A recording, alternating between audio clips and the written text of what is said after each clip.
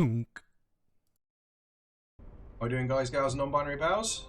Info here with another memes build video. Now this one, you could just say Meteor Sorceress with extra steps, D. I'm like, yeah, I suppose. I mean, considering I did try and, make it a bit more memey back in Season 8 when so it was Meteor, Thunderstorm explosion. The idea that the Thunderstorm brought down the initial corpses. You didn't really do much Meteor at all. It was only when you were very desperate. And then you just corpse exploded away. But this time I ditched the Thunderstorm and tried to bring up the physical as best as I could. Which, tell you now for nothing. Very well. It's mostly fire. But there is, a reasonable amount of physical had from it. From your Mercenary.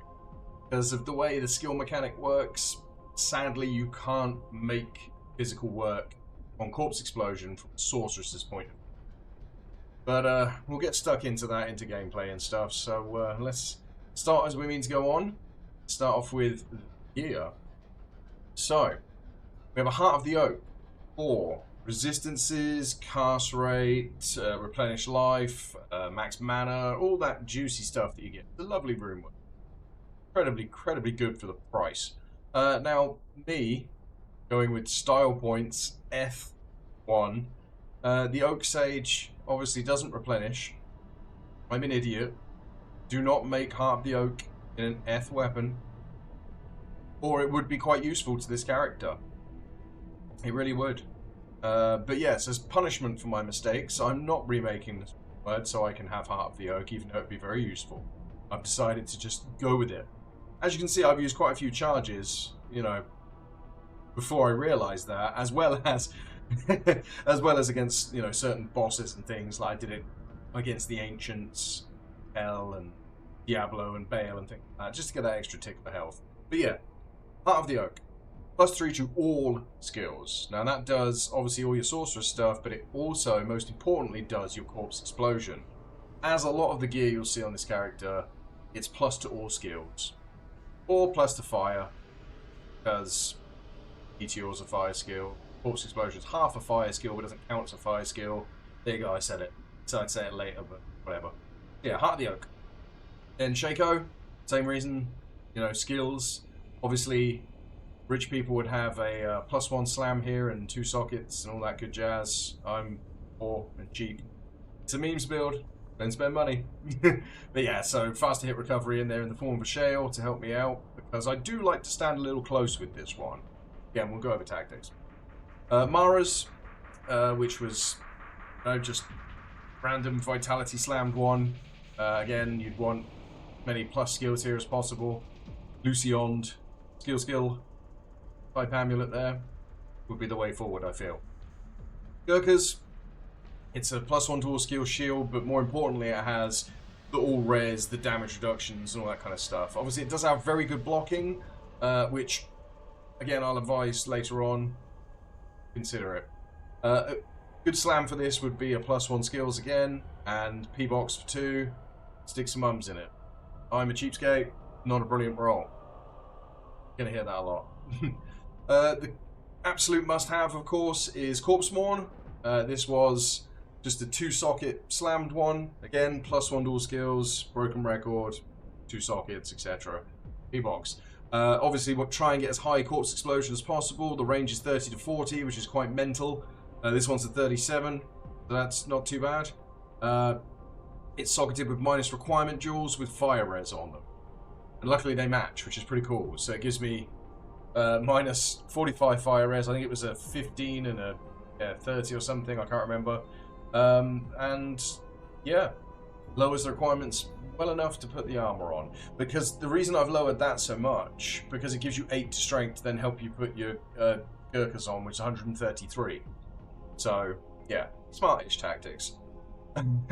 So these booties I found myself, well, like everything, I didn't trade for these. I've slammed them. Needed some all rares 30 faster run walks. They were okay. I mean, to be honest with you, the reason I'm wearing them is because they're green. It matches the helmet. Green's my favourite colour, and I like having green everywhere. The shield's green. Predominantly black and green looking Sorceress. It's actually pretty cool.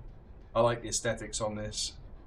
in the inventory as well as right there, of course. So we're black and green there, and we're black and green here. The only problem with Gurkhas is it's more black in its colours, but yeah, whatever. So we got a crafted half-breeze duration ring here. Nothing fancy, but it's the only one I managed to get with fast cast rate. Slam for MDR, which is always useful. Arachnid Mesh, again, just Vitality Slam, again, nothing brilliant there. But again, +1 to all skills, cast rate, or corpse exploding. And this is the other half-freeze duration ring I crafted, so as you can see, big strength there, and defense versus missile is obviously great as part of the recipe. Very useful. But yeah, we got a 96-73, so good stuff there. But yeah, resistance, MDR is obviously always very good, and mana per kill as a corruption is very useful because quite a lot of mana is used in this build. Mage Fists for the +1 to fire skills, which will help out your Meteor to get corpses down initially. Sadly, not do too much for explosion, as you can see. Fire damage does go down. Physical does not. So it's not. It is a fire skill in the sense that you get the physical fire stuff. Sorry, but not the physical. It is what it is. But there's a way of getting that quite beefy because moving on to charms. So we have as many of these as possible. That one's quite juicy. 3 to fire skill, 17 life. I lost a bunch of these on dying sorceresses throughout the season. So yeah, I did have a plethora of really decent ones. These I've had to sort of scavenge and scrounge up and build up again. But yeah, so the fire damage, as you can see, 1666. Take one of those away, and it's 1649. Gives a little tweak. As you can see, the physical damage is still 563 top end, because yeah, they won't change that. Whereas with a Meteor, because it's intrinsic to the Sorceress, the physical damage 4927, you take that away, 4878.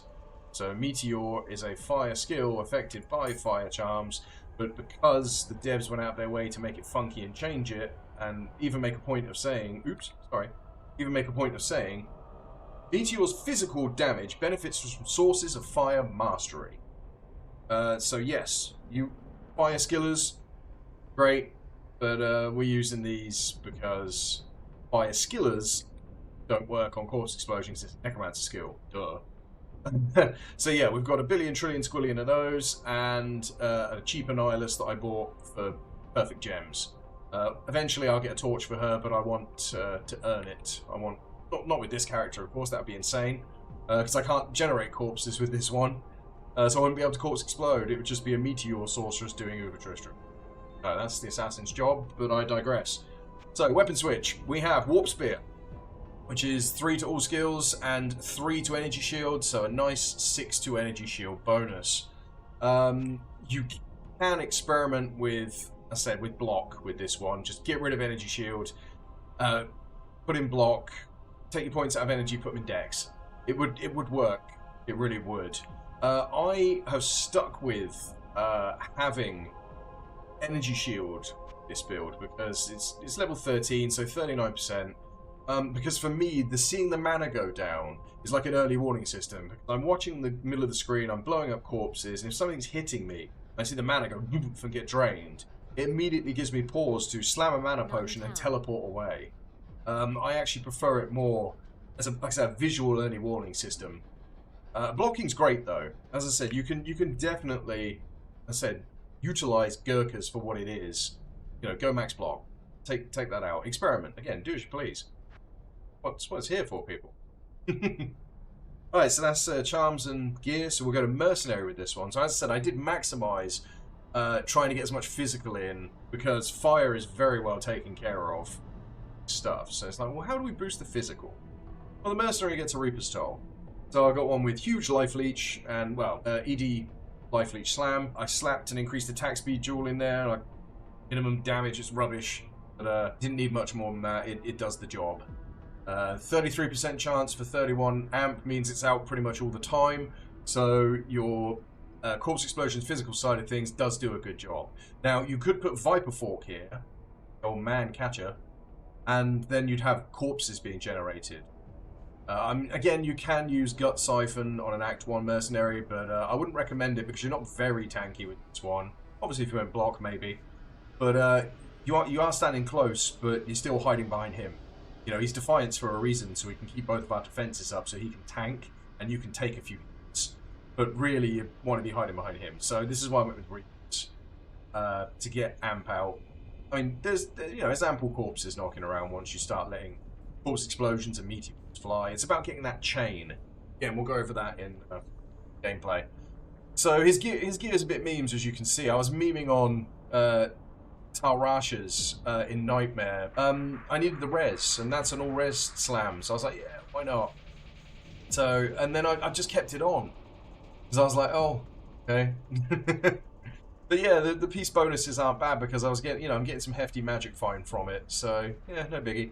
And then the usual laying of hands, rite of passage combo for a cheap, cannot be frozen, increased attack speed, 150 defense bonus for 2-piece, and some reasonable poison damage. The corruption here being minus target defense, which is hella useful against bosses. He's putting the amp on them, bringing down defense.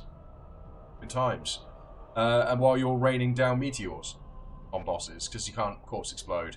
Now, I could have, in my inventory, a little cheeky venom dagger, which I quickly pop on, cast some desecrates, and then blow up corpses. But the problem with that is, they're desecrate charges, and you only get 15 of them. So that's why, for example, I used it on my barbarian to raise up Grimward, because you're not using it to constantly blow up corpses. Again, I have done this sort of thing before where he uses Viper Fork for corpses, but this time, like I said, wanted something a bit different. So, breakpoints and things. So, we have, a bit of physical damage reduction in MDR thanks to Gurkhas and, various slams here and there for MDR. So, you can take a tiny tickle of damage in hell. Nothing crazy. We got decent res, thanks to, again, Gurkhas and the res boots and that. I mean, again, you could go all-out energy shield and not bother with res, but I hate that. I hate seeing a character in hell with no resistances. Oh, geez. Which is funny because one of my upcoming videos is going to be like that. I'm going to hate myself. But not on a Sorceress. Just, no, don't like it. Elemental Mastery, so we've got 196% in Fire Mastery and 30% Elemental Pierce, which is pretty mental. If you go in maps with very small fire immunes, you just... insane. Advanced cast rate breakpoint, we're at the 63. It's not brilliant. Again, I've concentrated a lot on just getting plus skills on the gear when I could have upped the cast rate. I did have a +2 lidless eye, and it did put me at the next breakpoint and some cast rings and things to get there. But I didn't really care that much about the difference, to be honest. Once you get the chain reaction of course explosion going, everything just melts. Fast hit recovery, as you can see, is a bit rubbish. I'm waiting to, so I've got that there and waiting to swap out some things so when I get a torch and move stuff around so I can get more hit recovery. So that is really bad. I'm basically relying on that shale for hit recovery. And sorceresses, as we all know, are notoriously bad hit recovery. Yep, so no life per kill, which is also a bit shoddy. 3 mana per kill, which was that corrupt there. So yeah, not amazing stuff. But again, you're standing fairly far back, close-ish, as I said before. Potions, they're your friend. And everything just melts. Again, it's hilarious. I mean, you start off with a 10k meteor drop, get the first corpse, but if your Merc doesn't do it quick enough, and then just let rip. We'll talk about maps, just briefly. So, with this Sorceress, you pretty much can go anywhere. I mean, it's physical and fire. But the ones that I like to use for Tier 1, I'll just check my little list. So, Fall of Chaldeum, Royal Crypts, and Sewers of Horogoth for Tier 1. Tier 2 is Demon Road, Ancestral Trial, and River of Blood. And Tier 3 is Ashen Plains, Sanatorium, and Ruin Cistern.